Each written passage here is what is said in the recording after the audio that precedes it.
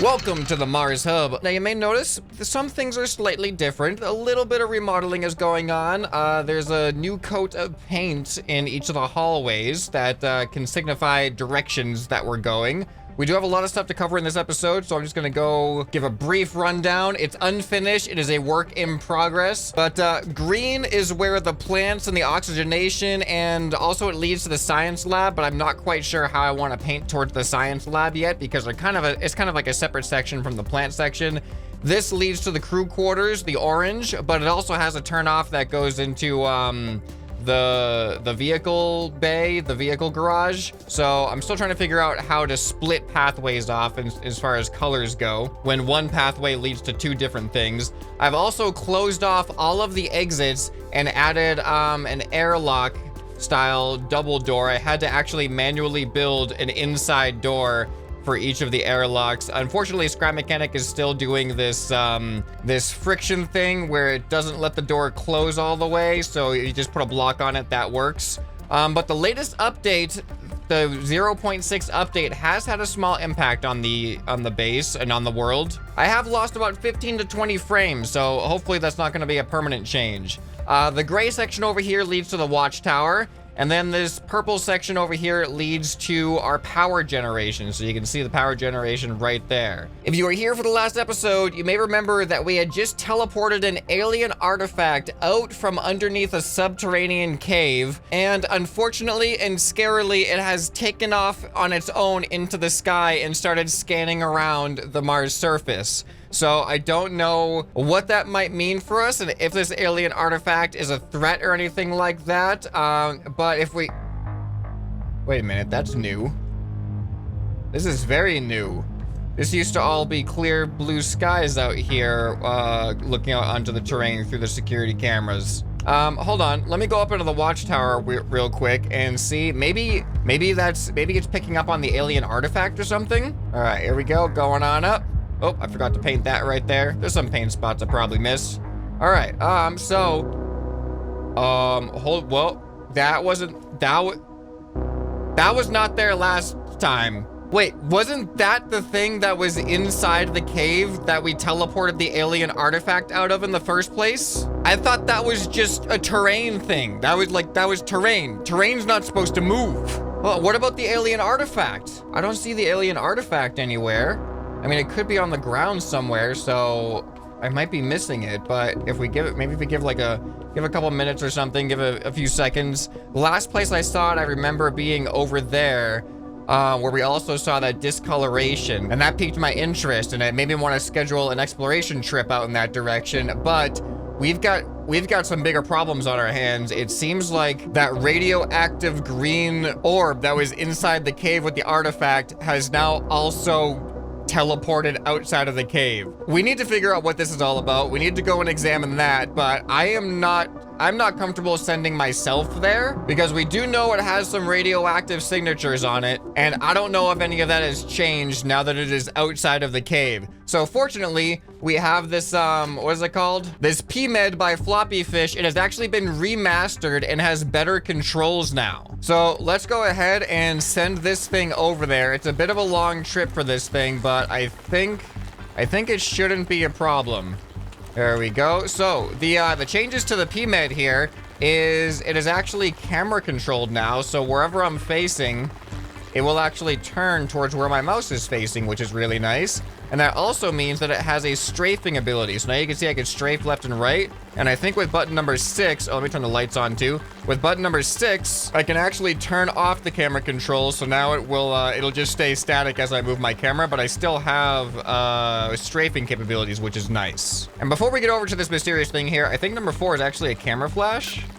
Oh yeah, look at that. So we press number 4, it actually takes pictures. And number 7 is a self-destruct button, which I'm not going to press right now because we have important stuff to do here. All right, let's turn the lights back on, turn camera control back on, and here we go. So, as we approach it, there's the monolith right down there. It's a lot closer to the monolith than I remember it being. But, ooh, it looks like there's more green. I don't remember those green things. See, I don't remember seeing those before. Man, look at, there's like floating rocks with trees on them. Whoa, whoa, whoa, whoa, whoa, whoa. I just noticed this. Okay, sorry, so here is where, there's so much to look at right here. Because here is where the entrance was. And it looks like the top of the cave is no longer there. It's actually, did it break through? And is this some type of, this looks intentional. This does not look like a natural debris rock formation. Is it alien braille? Or as I'm going to now coin, Braillian? I know, thank you, I'll be here all week. All right, anyway, jokes aside, this is serious stuff. We've got a potential threat to all human life on Mars.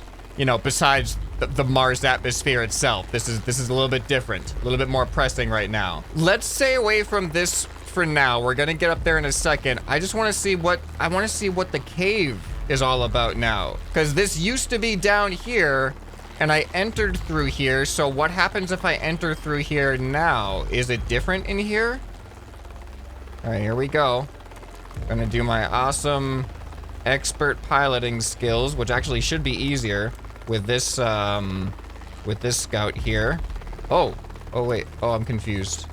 Oh wow, I thought it was a dead end for a second. I thought it got like closed off or something and whatever happened. I was gonna call it like a collapse, but it's kind of like the opposite of a collapse. What happens when a cave opens up rather than shuts itself off? Oh, look at this. This actually looks really cool from here with the god rays and stuff. Oh, that looks really cool. Okay, so here's the cave. This is where we were. It looks like, you guys remember the pink drones? They appear to be gone as well. It seems like this entire, whatever was inside the cave here has just burst through the top. But let's descend down to the bottom and just make sure that there's nothing going on down here that we shouldn't miss or that we shouldn't know about or should know about. Okay, hold on. I'll just take a quick picture of the bottom here. There we go. All right, now let's start heading up. Oh, I'm noticing something here. Oh, wait a minute. Is this almost like an eye of sorts? Do you see like the spiky things sticking out over on that side? And then it looks like the rocks are all on that one side. I thought this was like a circular thing, but it actually looks like the green orb is only exposed on one side, and it gives it kind of like the feel of an eye just looking directly at our base, which is not ominous at all. Let me just confirm. I'm gonna go around to the back. I assumed that the orb was sticking out, like it was visible on all sides, but it actually might only be on that one side, which is making it a little bit creepier. Oh yeah, look at that. This is not what I thought it was. I thought it was just a bunch of rocks sticking out of a circle, but nope, this appears to be all directed in one direction. All right, but fortunately, I haven't gotten any radioactive readings just yet, which is consistent to how it was before. But, oh man, actually, look at this. As we get closer to it though, there's these little green shards that are actually floating. All right, I'm a little bit concerned here as we approach closer. Oh yeah, it seems to be radiating out to where these green shards are. Oh man, okay, yeah, this is way stronger readings than we were getting before. Way stronger. All right, I'm actually a little bit concerned for the craft here. I mean, I know it's supposed to be able to detect radiation and not be that affected by it, but this is some alien stuff. Okay, I should probably snap a picture or two of the front of the, I'm just gonna call it the eye now. Now we've got this strange layout of rocks down here. Okay, here we go. Definitely taking pictures of this stuff. I wonder if it actually has any meaning. It's almost like looking at dice, actually. Like there's a 1, there's a 2, but then there's a 1 at the top, there's another 2. Yeah, see? It's like, some of it looks like dice, but there's different layouts. Yeah, I've got no idea if this has any kind of meaning that can be deciphered. So if you guys have any idea on how this could be potentially deciphered or translated, definitely let me know. I'm gonna go ahead and fly back to base here. And you know what we're gonna do? We gotta repair that satellite up there. That satellite has been out of commission pretty much since it found that cave. And now that this eye has come out of the cave, We need an eye of our own in the sky. So yeah, repairing that satellite should definitely be a priority. I haven't seen anything yet, so one thing that would be really nice is a 0G satellite repair drone. Something that might have some type of like welding tool or something attached to it. Just something that we can fly up there, do some repairs in 0G next to the satellite. All right, here, let's land ourselves back on our landing pad. Very massive landing pad for such a small little drone, but functional. There we go. Okay, so let's take a look at a couple of defensive weapons I've subscribed to and see if we want to put any around our base. So first up by before the end, this is the Tudeman Plasma Cannon. All right, check it out. So what I like about this one already is that it is pretty compact, so I think it'll be low stress on the frame rate, which is already stressing a lot. But all right, looks like we just got standard turret controls. We got up, down, left, right. And then I'm assuming number 5 is a shoot. Here, let's aim for this rock over here, which is first person. All right, number 5. Oh man, it just keeps shooting. Well, this is actually pretty cool. I like this. Let's not accidentally shoot the big scary eyeball. We don't want to instigate it if we don't have to. All right, I like this. Let's turn that off. And what does number 6 do? Oh, we have a laser sight. That's really useful. Don't you love how the lasers cast shadows in this game? Okay, so I like this one a lot. It's standalone. It's easily weldable anywhere I want to put it. We can put multiple ones on the base, so I do like that. All right, up next we got this one by Vicinal Marlin 16. This one looks really intense. This is the something or other dual CRAM AA for ScrapMan Mars base. All right, whoa. Okay, let's face the guns away from the base just in case. I don't know how any of this stuff works. Oh, that is so cool. Well, let's get inside, see what's on the inside over here. No airlock. Okay, that's fine.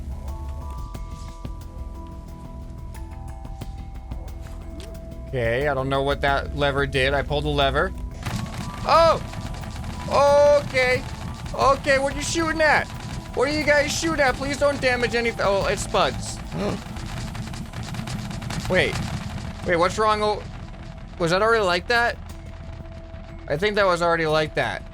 I'm getting shot at. Man, look at these. What are you doing? You can't just go shooting at anything. What is that one shooting at? Are you shooting at our satellite? Okay, it doesn't seem to detect the lift as an enemy. Yeah, it doesn't really seem to care. What does this do?